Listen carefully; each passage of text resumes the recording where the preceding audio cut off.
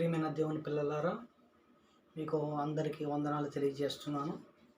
ఈ దినమున కొన్ని సంగతులు మనం జ్ఞాపకం చేసుకుందాము. అపోస్తుల కార్యములు 4వ అధ్యాయము 33వ వచనం. ఇదియుగాక అపోస్తులు బహుబలముగా ప్రభువైన యేసు పునరుద్ధానము గూర్చి సాక్ష్యమిచ్చిరి. ప్రభువైన యేసు పునరుద్ధానం గురించి సాక్ష్యం చెప్పారంట.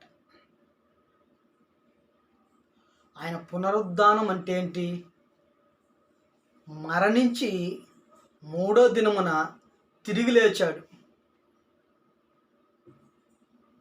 అది కన్నులారా చూచిన శిష్యులు ప్రకటించారు.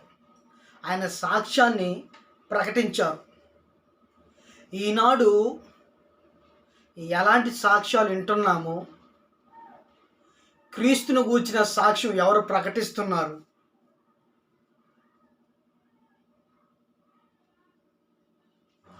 క్రీస్తును వెంబడిస్తున్న మనము క్రీస్తును గూర్చిన సాక్ష్యాన్ని ప్రకటించాలి.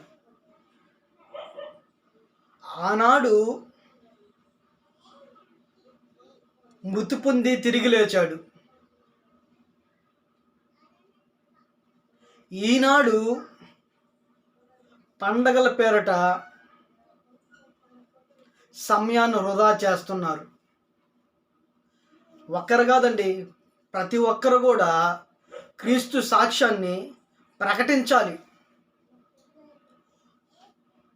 కేవలము భక్తిని చూపిస్తూ క్రీస్తు ప్రేమను ధైర్యంగా ప్రకటించాలి. అలాంటప్పుడు మన జీవితాలకు భరోసా ఇచ్చేది క్రీస్తు ప్రేమ. అలాంటి ప్రేమను మనం ప్రకటిస్తున్నాము అనంటే ప్రపంచంలో మనమేనండి గొప్పవారం.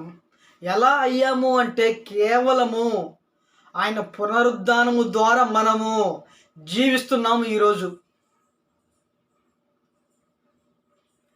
రెండో మరణము నుండి తప్పించబడాలి అంటే